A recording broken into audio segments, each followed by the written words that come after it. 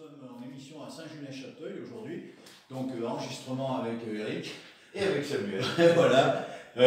Écoute, on attend la suite, donc des gens qu'on va interviewer. Encore de belles rencontres. Ouais, comme d'habitude, c'est quand même super ce qu'on fait, c'est une émission qu'on adore, et puis pourvu que ça bouge. Pourvu que ça roule, et puis merci de nous suivre. Ouais, vous avez raison. Alors,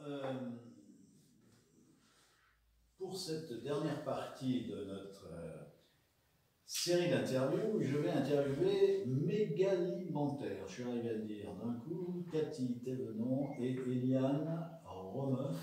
Bonjour mesdames, merci d'être avec nous. Bonjour. Alors, Mégalimentaire, moi j'aime beaucoup ce mot, parce que d'abord j'aime bien bouffer, que dedans il y a terre, que je sais que ça va faire plaisir à Annette dont on parlait tout à l'heure, puisque tout ce qui parle de la terre l'intéresse, donc on lui fait un grand salut de son coin là-bas en Irlande, et on va parler de la terre, spécialement pour toi Annette. Voilà, donc Mégalimentaire, en fait, vous regroupez des producteurs qui vont travailler dans ce qu'on aime bien, c'est-à-dire la biodynamique, la biodiversité, les circuits courts, etc. Alors, qui commence, mesdames? Eh bien, je vais commencer. Allez, c'est parti. Donc, oui, c'est Mégalimentaire. On est une association, c'est une AMAP. Alors, AMAP, ça veut dire. Oui, alors traduisez parce que moi je suis suisse et nous, les signes, on ne connaît pas. D'accord. Donc, c'est Association pour le maintien d'une agriculture paysanne. D'accord. Voilà. Et en plus, on est bio. Donc, le but de l'association, c'est de faire le lien entre les producteurs et les consommateurs. Alors, c'est les consommateurs, parce que c'est eux qui vont faire fonctionner l'association. D'accord. Voilà. Du coup, donc, avec Eliane, on est membre du CA, toutes les deux, on représente l'association. Que dire d'autre sur Mégalimentaire? C'est, donc, comme j'ai dit, le lien entre les producteurs et les consommateurs, et on met à disposition des produits locaux et bio.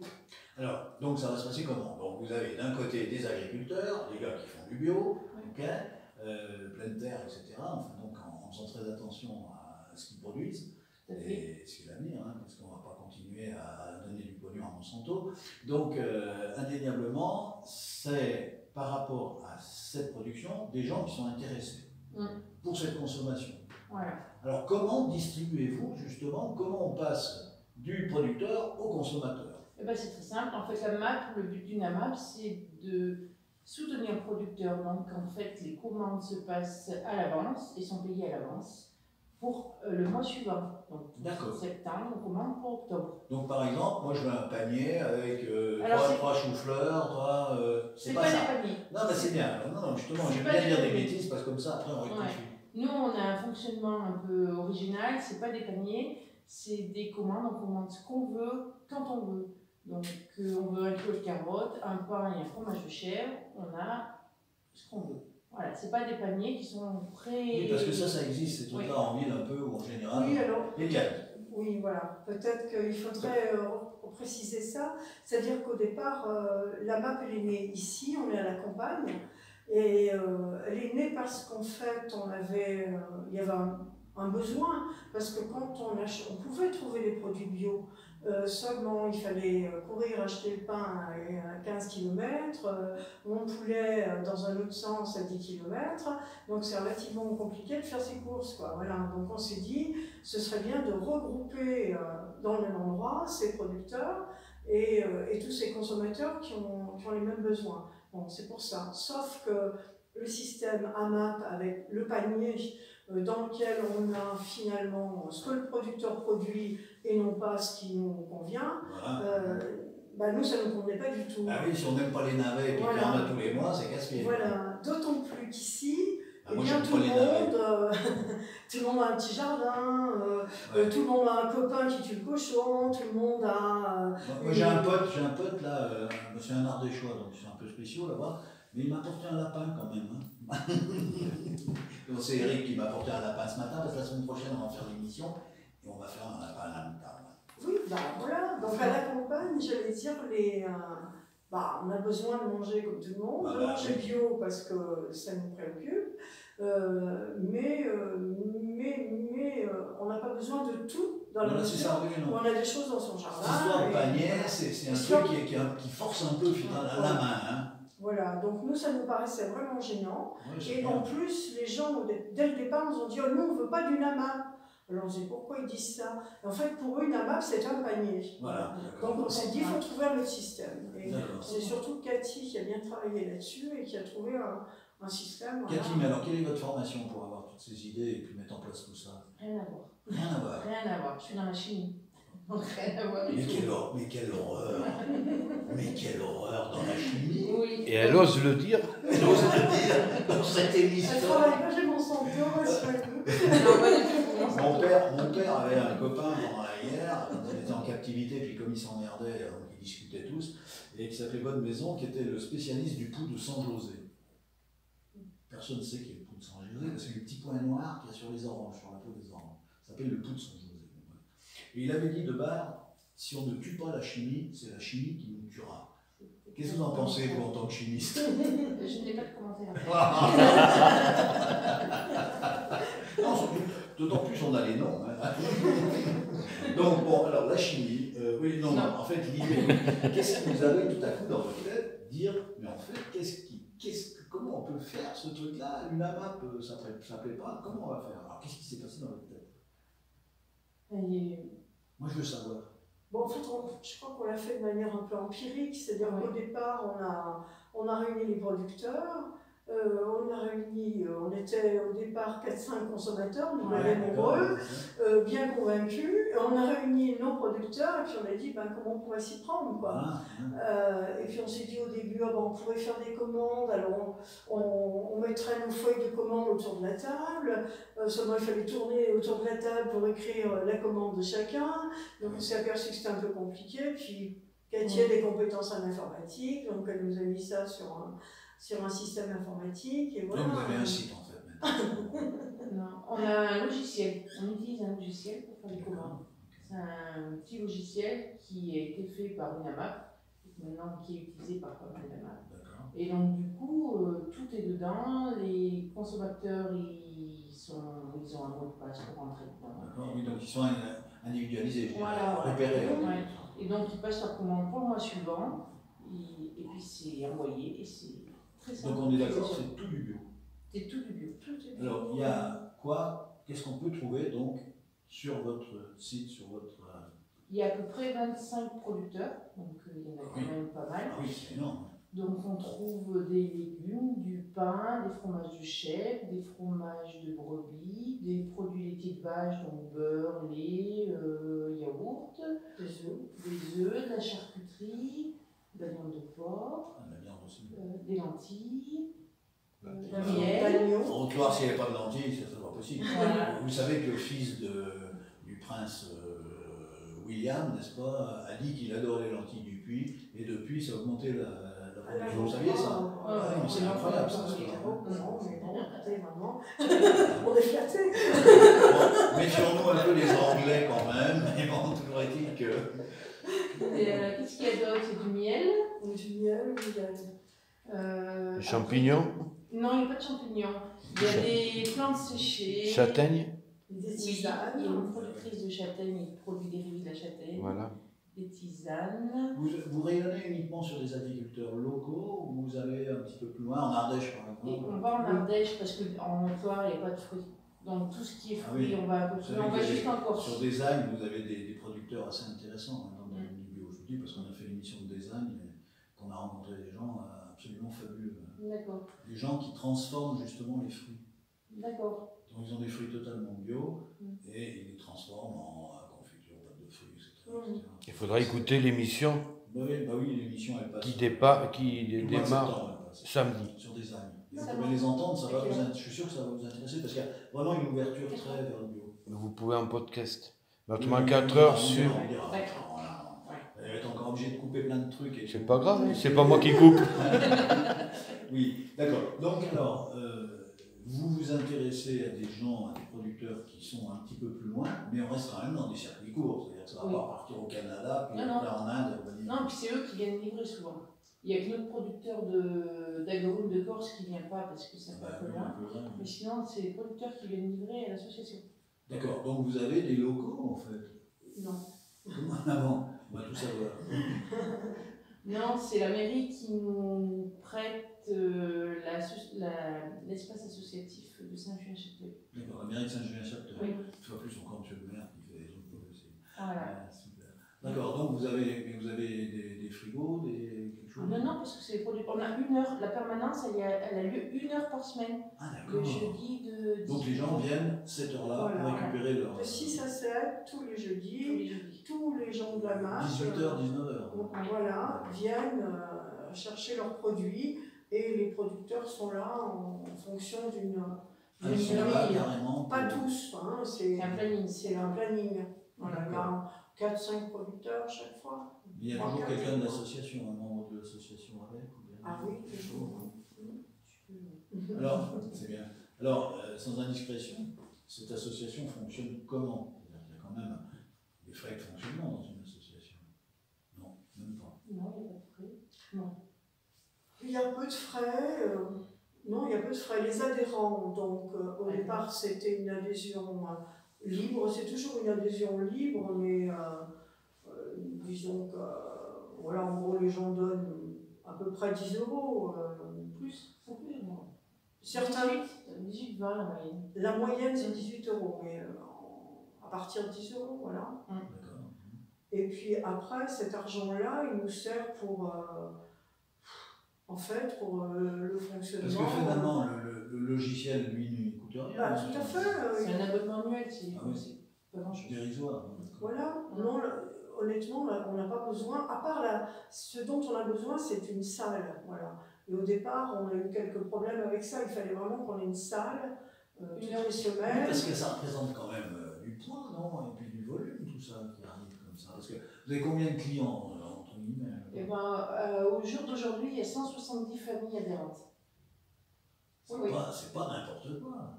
Non, c'est C'est important, oui. C'est important. C'est même lourd à gérer, Cathy. Non. Non, ça va? Non. Ça se fait. La preuve, ça marche. Ah oui, non, c'est clair. Disons quand même que sur la semaine, chaque fois, on n'a pas 170 familles qui se déplacent. Parce que quelquefois, je sais pas, moi j'ai pas commandé, mon voisin a commandé, donc il n'y a pas toutes les fois 170 familles qui se déplacent. Et puis, il n'y a pas non plus toutes les fois 20 producteurs alignés pour servir. Hein. C'est 4-5, voilà, c'est par roulement. Donc ça ne fait pas si important que ça. Ce qui est par contre volumineux, c'est quand il y a des fruits, ou quand il y a des livraisons d'agrumes, parce que là, souvent, il y a quand même... on n'achète pas 3 kilos de pêche, hein, on achète par cagette, donc c'est plus important. Voilà. Oui, donc c'est quand même important. C'est quand même, malgré tout, important. Il y a quand même une infrastructure pour mettre en place tout ça. Enfin, moi, je vous admire, c'est super, parce que je suis un adepte à fond des circuits courts, et je crois que là, il y a vraiment quelque chose qui est une solution peut-être d'avenir, et il faudrait peut-être développer dans d'autres régions, pourquoi pas. Et c'est le but de cette émission, où on peut justement aller un petit peu plus loin que le tour de Saint-Julien-Châtellerault, et puis éventuellement aller jusqu'à Beausoleil, mais pas plus. Donc là, on va aller beaucoup plus loin, et c'est ça qui est intéressant, ça peut donner des idées à des tas de gens. Et ben, moi, les adhérents de Méga Alimentaire, ils viennent d'assez loin. Parce que comme ça marche bien et qu'il y a beaucoup de producteurs, du coup, on attire des gens qui sont à 30 km d'ici. Oui, quand même. Il faut préciser aussi que au tout début, on était quoi, 5-6 familles, maintenant on est 170 familles, donc ça représente beaucoup de gens à nourrir. Donc on s'est dit aussi qu'il ne faut pas non plus que ça grossisse trop et que les gens viennent de trop loin, parce qu'au fond, on reproduirait ce contre consommable. Non, l'idée c'est de faire des émules. Voilà, l'idée c'est de faire des émules, et je voulais parler de ça parce que, allez, on y va. Parce que Cathy a fait des émules. Les gens qui... Cathy est vraiment une femme de voilà, ressources. une femme de ressources. Parce que comme ce qui est dommage, c'est qu'elle soit chimiste. On va pas on lui l'embêter. pardonne quand elle fait beaucoup de choses. Et donc, il y a eu des personnes qui étaient d'un petit peu loin, et quand ils venaient, ils disaient « Oh là là, mais pourquoi il n'y a pas d'AMAP vers chez nous ?» Et on leur a dit « Bah écoutez, vous savez qu'il y a une AMAP, il faut créer une association, et puis il faut vous lancer. » Et il y en a qui l'ont fait. Et donc maintenant, il y a 2 autres AMAP. donc je te laisse peut-être expliquer, Cathy, qui sont créés sous l'égide de Cathy. Voilà.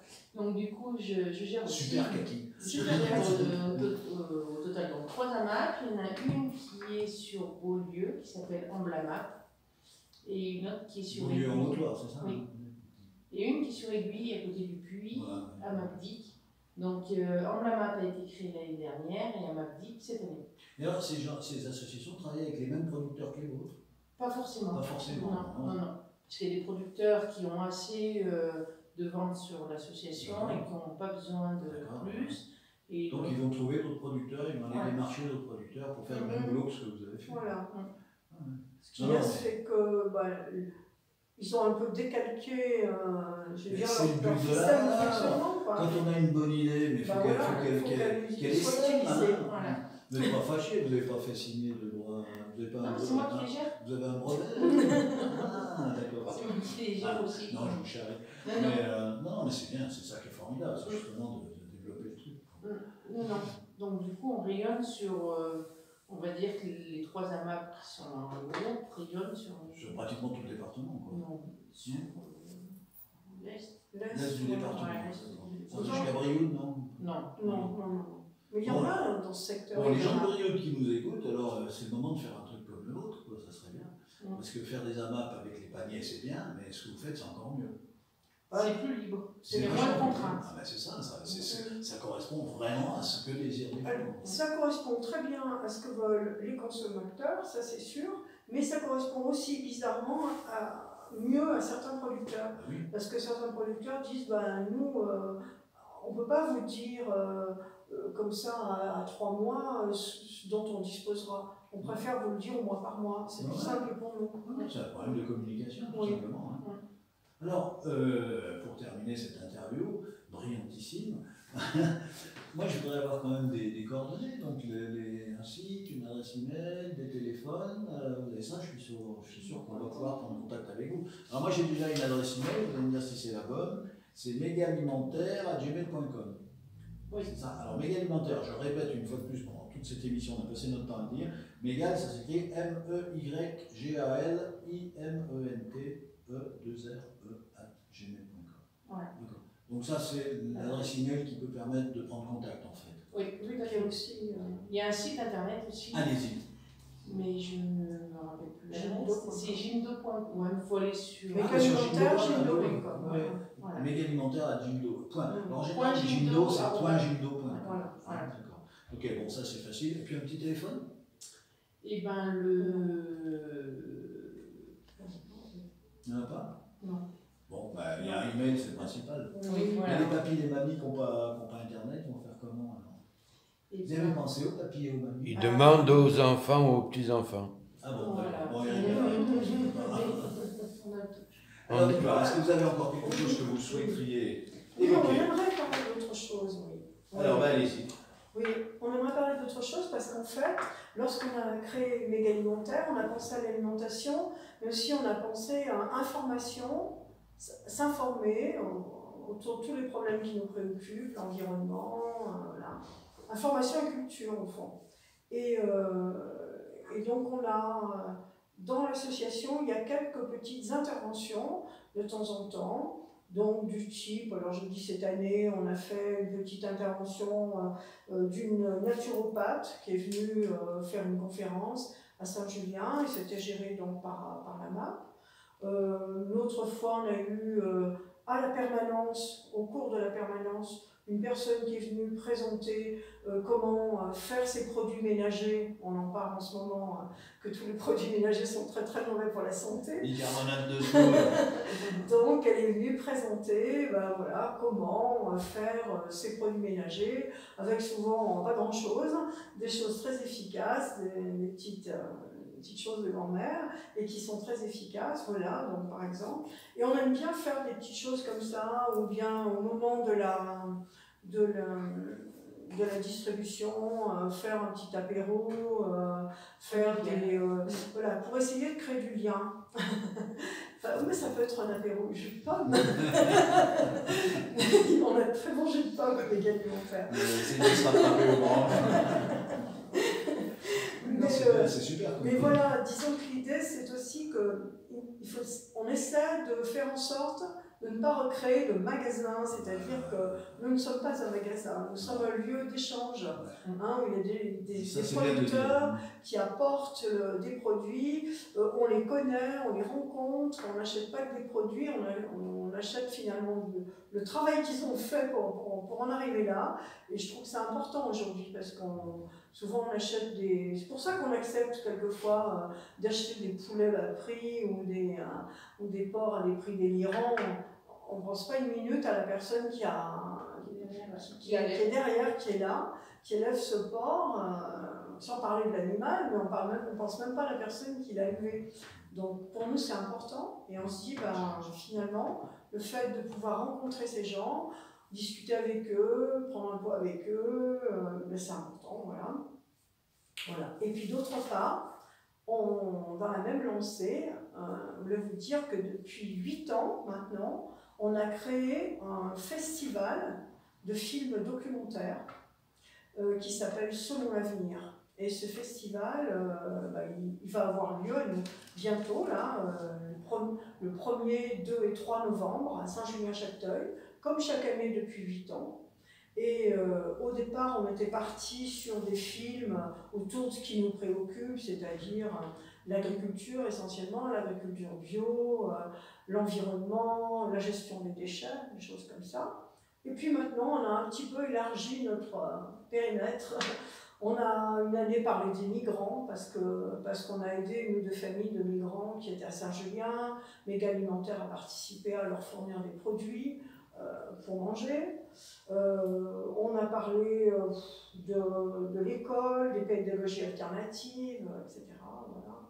Et donc, et pour nous, c'est un gros travail, parce que c'est 10 personnes à l'année qui travaillent toute l'année, qui se réunissent pratiquement au début une fois par mois, après pratiquement une fois par semaine, là on en est bientôt une fois par semaine, pour pouvoir tout boucler. Il faut visionner les films aussi. Il faut les visionner, il faut les choisir, il faut trouver les personnes qui nous vendent les droits, c'est souvent très compliqué. Voilà. Et puis il faut créer aussi une ambiance, un lieu sympathique. Donc là aussi, c'est la mairie de Saint-Julien-Chapteuil qui nous prête les locaux. Oui, parce que c'est ça. Ils vont avoir une nouvelle salle encore en plus, ça va être énorme. Oui. Et là, c'est vrai qu'on les remercie bien parce que c'est sympathique. On a tout l'espace associatif pour nous, plus encore une partie du gymnase, et on peut avoir 2 salles en parallèle avec 20 à 25 films qui sont montrés au public pendant 2 jours et demi. Voilà. Super. Et voilà, on sait tout, on connaît tout et tout. Alors moi, ce que je vous conseille justement dans le cadre de ces conférences, c'est d'inviter Annette quand elle est ici en Haute-Loire, parce qu'elle aura beaucoup de choses à vous dire, c'est assez passionnant. Donc elle est là en général entre le 7-8 juillet comme ça jusqu'au 20 août. Oui, donc, je vous laisserai ses coordonnées. Toujours... Ok, merci beaucoup mesdames. Merci. Merci. Merci à vous.